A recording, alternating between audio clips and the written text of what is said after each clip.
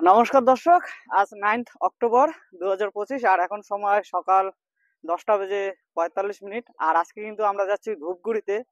তো দর্শক, লাস্ট 5 তারিখে ঘটে যাওয়া এত বড় একটা দুর্যোগের মধ্য দিয়েও শেষ মুহূর্তে ধূপগুড়িতে কালী পূজার প্রস্তুতি কেমন চলছে, পুজোর প্রস্তুতি কতদূর এগিয়েছে, কোন ক্লাবে কি পুজো প্যান্ডেল তৈরি হচ্ছে, সবটাই কিন্তু আমরা জানবো এই ভিডিওর মধ্য দিয়ে। আর দর্শক, এই মুহূর্তে কিন্তু আমরা চলে আসলাম ধূপগুড়ি এসটিএস ক্লাবের কালী পূজা প্যান্ডেলের সামনে।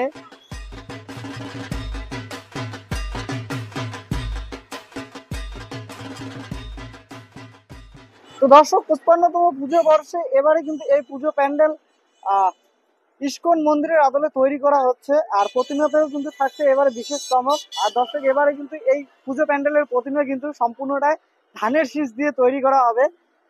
আর সেই সাথে দর্শক, চন্দননগরের আলোকসজ্জা তো থাকছেই। তো দর্শক, এখানে কিন্তু দেখুন বড় বড় করে কিন্তু লেখা আছে মণ্ডপ সজ্জা কিন্তু ইস্কনের চন্দ্রোদয় মন্দির। আর প্রতিমা দেখুন লেখা আছে ধানের শীষ দিয়ে তৈরি, চন্দন রায় পূর্ব মেদিনীপুরের শিল্পী। আর আলোকসজ্জা কিন্তু শ্রীনাথ ইলেকট্রিক নবদ্বীপ। আর দর্শক, এখানে কিন্তু স্পষ্ট করে লেখা আছে আগামী 18ই অক্টোবর কিন্তু এই পুজো প্যান্ডেলের শুভ উদ্বোধন। তো দর্শক, ধূপগুড়ি এসটিএস ক্লাবের এবারে এই ইস্কন মন্দির যে মণ্ডপ ভাবনা, সেই মণ্ডপ ভাবনার কাজ কিন্তু অনেক দূর এগিয়ে গেছে, আপনারা দেখতে পাচ্ছেন। এখনো পর্যন্ত কিন্তু মণ্ডপ সজ্জায় প্লাইয়ের কাজ প্রায় অনেকটাই কমপ্লিট। এই যে কাজগুলো দেখতে পাচ্ছেন, এগুলো কিন্তু সবগুলো প্লাই দিয়ে করা হয়েছে। আর প্লাইয়ের উপর কিন্তু আপাতত প্রাইমার পেন্টিং এর কাজ চলছে। প্রাইমার পেন্টের কাজ, এখানে কিন্তু প্রাইমার মারা হচ্ছে। এরপর কিন্তু এখানে আরো ডিজাইনের কালার সেগুলো কিন্তু বসবে। এই যে এখানে দেখুন নিচে কিন্তু পিলার আছে, এই পিলার গুলোতে কিন্তু প্রাইমার করা হচ্ছে। আর দর্শক, এই জায়গায় থাকছে এন্ট্রি গেট। তো আপাতত কিন্তু উঁচু আছে, এই যে পরবর্তী সময় কিন্তু এখানে সিঁড়ির ব্যবস্থা করা হবে। আর সামনে রয়েছে মণ্ডপের ভিতরটা। তো এখন কালো প্লাস্টিক দিয়ে ঢাকা আছে। তো দেখি ভিতরে গিয়ে দেখি ভিতরে কিরকম কাজ চলছে না চলছে। তো দর্শক, মণ্ডপের ভিতরটা কিন্তু কিছুটা এরকম করে সাজানো হচ্ছে, রাউন্ড করে কিন্তু একটা ঝাড়ের যে সিলিংটা সেটা সাজানো হচ্ছে। সম্ভবত ওই রাউন্ড ওইখানে কিন্তু ঝাড়টা থাকবে। আর আপাতত কিন্তু এই মণ্ডপের ভিতরটা কিন্তু ওয়ার্কশপ হিসেবে কাজ করানো হচ্ছে। যে ডিজাইনের কাজগুলো যে রয়েছে ফোমের বা অন্য কিছু, সবকিছু কিন্তু এখানে দেখুন করা হচ্ছে। আপাতত এই প্যান্ডেলের ভিতরটা কিন্তু ওয়ার্কশপ হিসেবে কাজ করা হচ্ছে। আর এখানে কিন্তু যাবতীয় যে পিলার, প্রয়োজনীয় পিলার সমস্তটাই কিন্তু আনা হয়েছে। পরবর্তী সময় এখানে ইনস্টল করা হবে। তো দেখুন। আর দর্শক, এই জায়গাটায় কিন্তু থাকবে মাতৃ প্রতিমা। তো আপাতত সেখানে কিন্তু মণ্ডপের ডিজাইন, যে ফোমের উপরে যে ডিজাইন, এই যে ফোমগুলো যে দেখতে পাচ্ছেন, সেই ডিজাইনের কাজগুলো কিন্তু করা হচ্ছে। সেখানে মাতৃ প্রতিমা থাকবে। আর একটু আগেই বললাম, এবারে কিন্তু এই মাতৃ প্রতিমা সম্পূর্ণটাই ধানের শীষ দিয়ে তৈরি করা হবে। তো দেখা যাক পুজোর সময় দেখতেই পাবো কিরকম হয় এখানকার এই মাতৃ প্রতিমা ধানের শীষের। সেই সাথে এই ইস্কন মন্দিরও কিভাবে সাজানো হয়। তো এখনো 10 দিন থেকে 11 দিনের মতো বাকি আছে পুজো আসতে। আর এই প্যান্ডেলের লোকেশন হচ্ছে ধূপগুড়ি মার্কেট। ধূপগুড়ি মার্কেট বললে কিন্তু এই এসটিএস ক্লাব পিছনে দেখতে পাচ্ছেন পেয়ে যাবেন। আর এই এসটিএস ক্লাবের একদম ফাঁকা মাঠেই কিন্তু এই পুজো প্যান্ডেলটা হয়ে থাকে। আর ওদিকে কিন্তু মার্কেট বসে এই রাস্তার চারপাশে। তো দর্শক, এরপরে কিন্তু আমরা চলে আসলাম ধূপগুড়ি থানাপাড়া শান্তি সংঘের কালী পূজা প্যান্ডেলের সামনে। তো দেখতেই পাচ্ছেন প্যান্ডেল কিন্তু আপাতত বাঁশের স্ট্রাকচার রেডি করা হয়েছে প্যান্ডেলের মূল গর্ভগৃহের। এরপর কিন্তু প্যান্ডেলের কিন্তু সাইডের কাজ বাকি আছে। আর এদিকে কিন্তু গার্ড ওয়ালের জন্য কিছু বাঁশ গাড়া হয়েছে, এদিকেও ঠিক তাই একই রকম করে। আর দর্শক, এই পুজো প্যান্ডেলটা কিন্তু এই যে থানা যে আছে ধূপগুড়ি থানা রোড, এই যে বিল্ডিংটা দেখতে পাচ্ছেন সেকেন্ড বিল্ডিংটা, তারপরে কিন্তু ধূপগুড়ি থানা, এই থানার সাথেই কিন্তু এই পুজো প্যান্ডেল। তো দর্শক, পুজো যেহেতু এখনো 10 থেকে 11 দিন বাকি আছে, তো তার আগে প্যান্ডেল তৈরির কাজ তো অলরেডি হয়ে যাবে, আপনারা সবাই জানেন। উদ্বোধন হয়তো তার আগেই আছে। তো এরপরে আমরা যখন নেক্সট ধূপগুড়িতে যখন আসবো আর একটা ভিডিও নিয়ে, আশা করি তখন এই প্যান্ডেলের কাজ কমপ্লিট হয়ে যাবে। তো চলুন এবার ধূপগুড়ি আরো অন্য কোনো কালী পূজার প্যান্ডেলের দিকে যাওয়া যাক, দেখা যাক সেই পুজো প্যান্ডেলগুলির অবস্থা কিরকম, ঠিক কতটা তৈরি হয়েছে। তো দর্শক, এবারে আমরা চলে আসলাম ধূপগুড়ি নেতাজি পাড়া কালচারাল ক্লাবের সামনে। আর দর্শক এবছর কিন্তু ধূপগুড়ির এই ক্লাব তামিলনাড়ুর মীনাক্ষী মন্দিরের আদলে কিন্তু পুজো প্যান্ডেল তৈরি করতে চলেছে। তো দর্শক এই যে এখানে যে অটো স্ট্যান্ডটা দেখতে পাচ্ছেন এই ক্লাবের ঠিক সামনে, এখানে কিন্তু পুজো প্যান্ডেলটা হয়ে থাকে। আর এখানে কিন্তু খুঁটি পূজাও হয়েছে। তো এখানে কিন্তু পুজো প্যান্ডেলটা হবে, তবে এখনো কিন্তু পুজো প্যান্ডেলের কাজ শুরু হয় নাই, তবে আগামী 2-1 দিনের মধ্যে কাজ শুরু হয়ে যাবে। তো এই পুজো প্যান্ডেলের কিন্তু আগে বললাম এই পুজো প্যান্ডেলের কিন্তু এবারে বিশেষ আকর্ষণ তামিলনাড়ুর মীনাক্ষী মন্দির।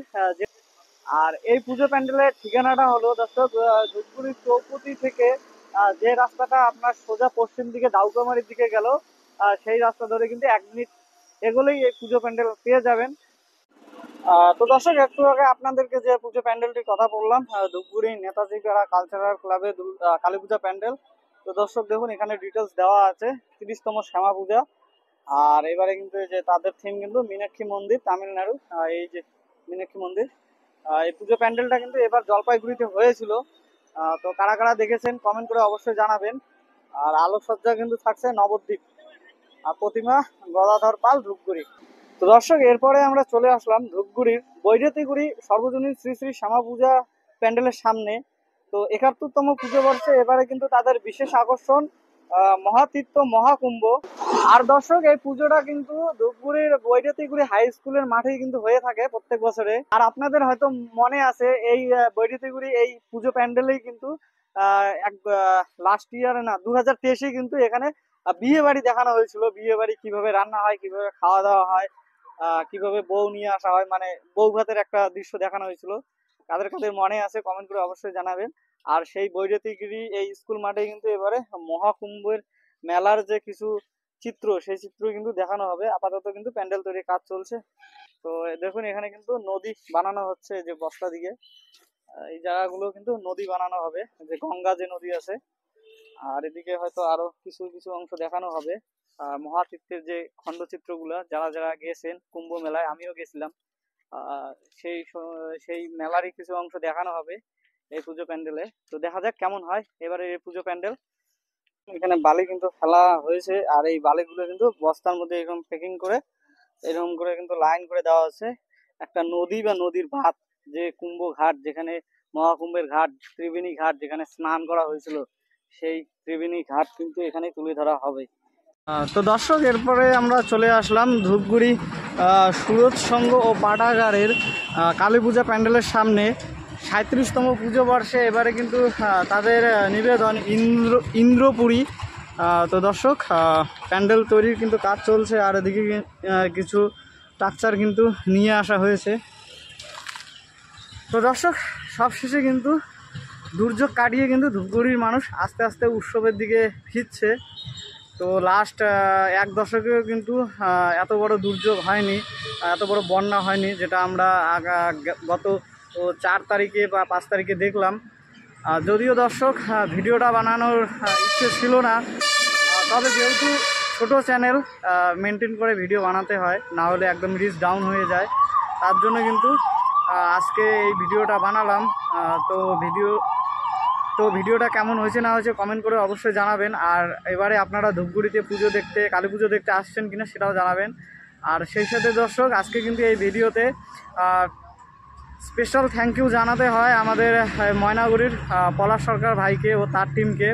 মানে বন্যার দিন থেকে যেভাবে তারা এই ধূপগুড়ি অঞ্চলেরই গড়বেতার ওদিকে বগড়িবাড়ি হুগলা নামে একটা জায়গা, যেখানে সবথেকে বেশি ক্ষতি হয়েছে, যেভাবে প্রথম দিন থেকে পলাশ ভাই আর তার টিম যেভাবে প্রথম দিন থেকে সেই দুর্গতগ্রস্ত মানুষদের পাশে আছে, যেটুকু সমর্থ অন্ন বস্ত্র দিয়ে সাহায্য করতেছে।